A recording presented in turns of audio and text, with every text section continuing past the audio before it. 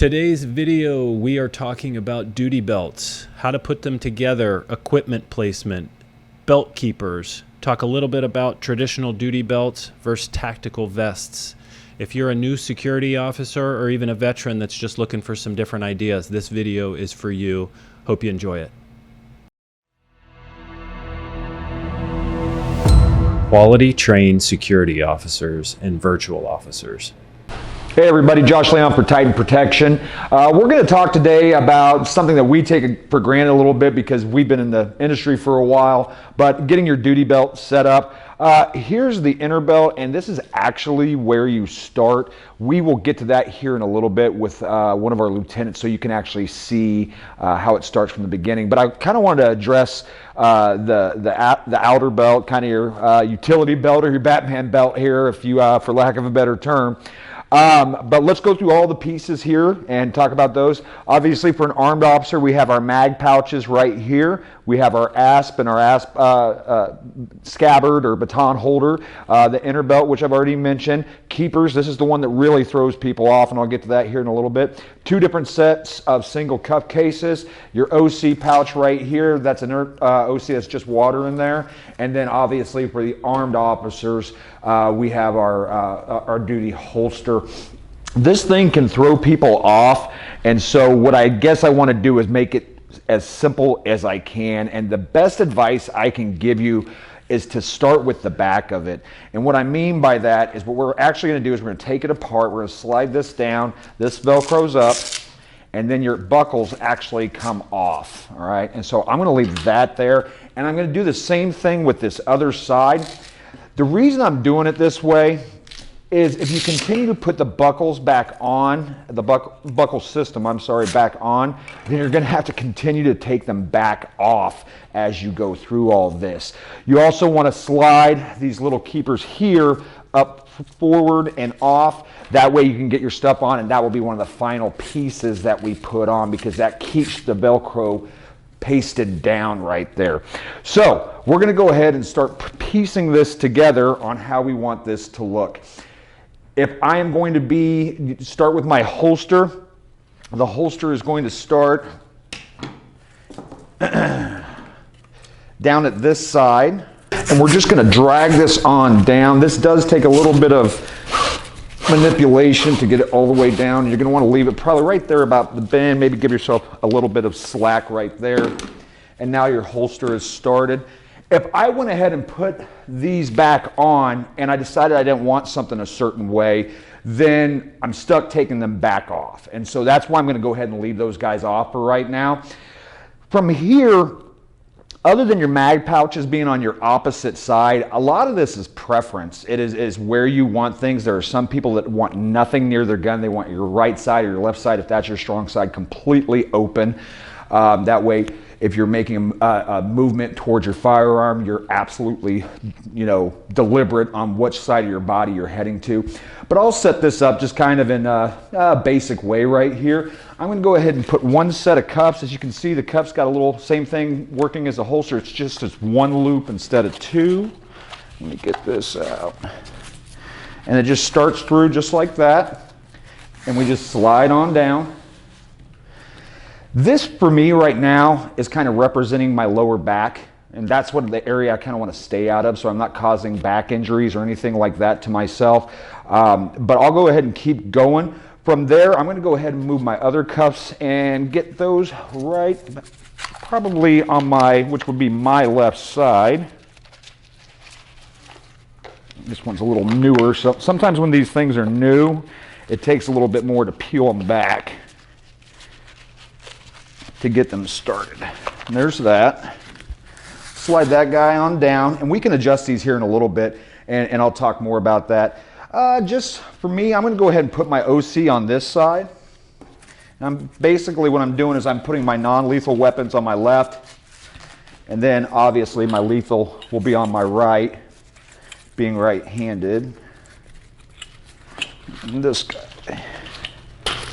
This one actually has a keeper in place for itself, so you can slide and then also snap if you need to. There's that. And then I'm just checking to make sure I'm not leaving anything behind. And then I'm going to end with my mag pouches, which if I've set this up correctly for a right-handed officer, it should have my mag pouches right here and my firearm right here, which is for when I'm doing mag changes. Pretty much the area that I'm looking for. I'm going to give myself a little bit more gap and room there.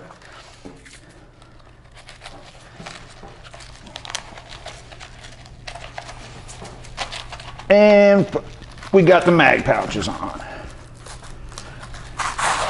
All right, so this could get a little bit choppy because sometimes I even confuse myself a little bit with the buckles. So I'm going to put this keeper on, and then what you're going to see here is I'm going to peel this back in to take some of the slack out, and then I'll attach my buckle. I'm just making sure I'm doing this right way out. I think I got that right. And then what it does is as I put this down, then your keeper, sorry about that, then your keeper can slide over the top of this and tighten down your Velcro. So that side's together. And then if you move down here to this other side, your buckle's on right there. I've taken the slack out. And again, we're sliding on right there. So that's what we're looking at as far as a full belt. I'm going to go ahead and guess that this is going to be a little too big for me. But I think that this will give us the opportunity is to show how we fix that. So let me go ahead and show how we put this on. Put it on. Obviously, as you can see, it does clamp together, but it's way too big for me. But I'll show how we can kind of resolve that issue. I'm going to go ahead and set my duty belt back on the table. And then all I do to get some of that slack out, just move everything down. Your keeper comes out. You do this, and then you simply put more slack so it's getting a tighter belt so you can see that now. So somebody with a smaller waist, you might run out of some room here for some of the stuff you're wanting to carry on your belt. But you can adjust on both sides. So you can adjust with this side too and start inching that belt smaller to where the slack is actually behind your equipment. All right, so I referenced earlier prior to setting up the duty belt that this inner belt was a very important piece, and these keepers are something that throw people off. When I first started as a security officer, went on to my law enforcement career, I had to call my dad and say, hey, what do these things do? So don't be embarrassed if you don't know what these things are. It'll all kind of make sense to you here in a minute. I've got Lieutenant Rosas here. He is going to show how this is all put into action and we get our whole duty belt on, but we're going to start with the inner belt here. So Lieutenant Rosas is going to go ahead and grab his inner belt. That's actually going to go through his belt loops on his uniform pants.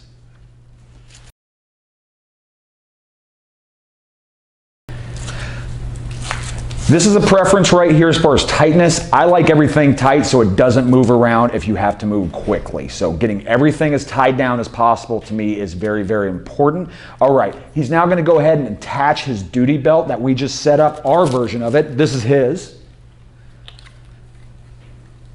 Lieutenant Rosas is one of our armed supervisors, so obviously he's got his firearm or his holster and all that good equipment on.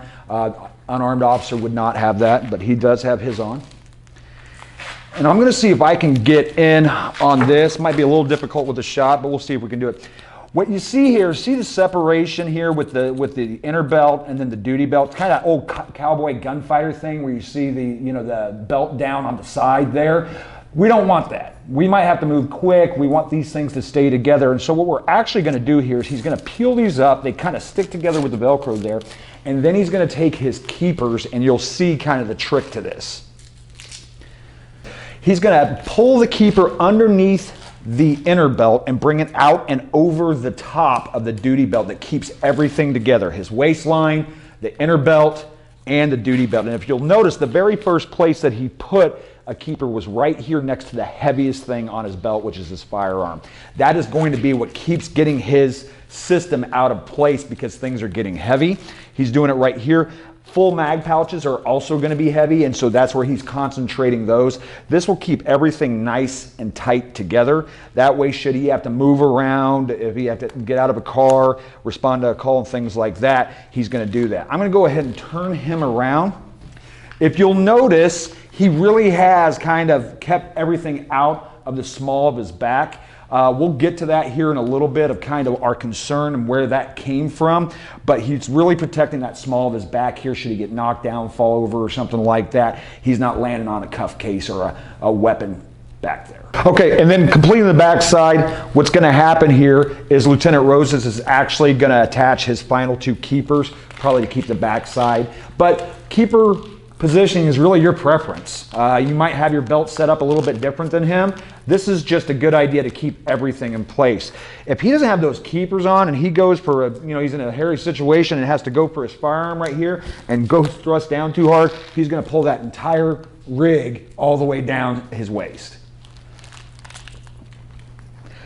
Just the last thing on keepers here that I remember, the newer they are, the longer it takes you to get them buttoned. They got to get some wear in them a little bit. Wear is good on your equipment because it makes it easier to get on and off. It just happens to look bad when it gets a little too tattered. So I'm going to go do one last final walkthrough of his belt. He's just going to turn with me slowly. Obviously, we have his magazines right here. I'm going to turn him this way.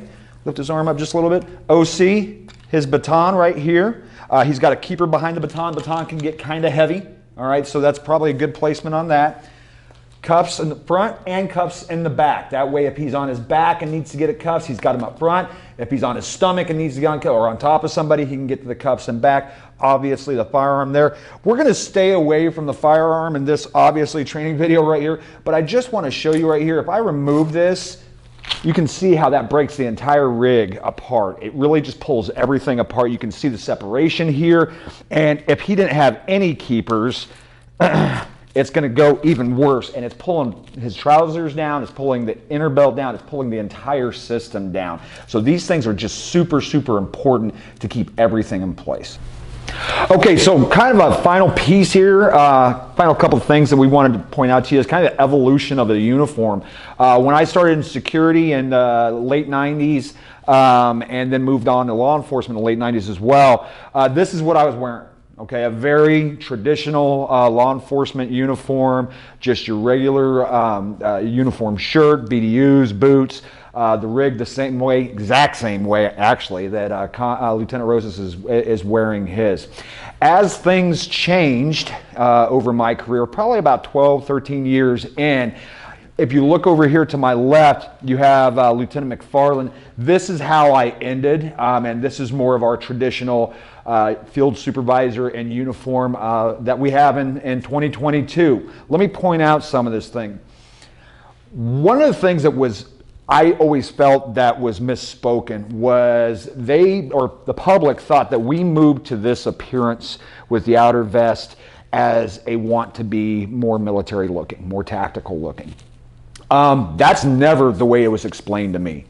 The generation before, police officers before me and security officers were retiring during that time, and they were having lots of back issues because of carrying all of this gear down here. And so it was causing a lot of medical problems and things for them. And as you can see with Lieutenant McFarland, all he has left on his uniform belt, or I'm sorry, on his duty belt, really is his firearm and a couple pairs of cuffs. Everything else that Connor's carrying just in one spot, Ryan here is actually separating them out, and so it's more distributed onto his body. All right, and if I'll turn him around. You can see that's all he's got back here is a couple pairs of cuffs. All right, and he, obviously you can see he runs his cords back through here for his earpiece and for his radio, and I'll go ahead and turn him back around. When I transitioned from this appearance to this, I really wasn't happy about it. I thought that this was more the classic officer look, and I really respected this more, and I liked it. But as soon as I transitioned into this, and you could feel the difference in your back, if you were out working an accident and 95 degrees, 100 degrees and things like that, you could get back to a secured place like the station or headquarters, and you can take this off and get some air conditioning on you. It's just kind of a nice break. By the time we get all this stuff on Ryan with the vest and everything, I think it's somewhere between 20 27 and 32 pounds or something like that. And so carrying that around all day, getting in and out of the vehicle and stuff like that, it really is kind of hard on you after a while. And then if you have somebody like this and he has to jump out of the vehicle quickly, you also have is maybe not all this stuff getting in his way as he's exiting the vehicle. So there's a bunch of factors there. I do understand that it has that more tactical military looking appearance, but that, to my understanding, that was never the thinking behind it.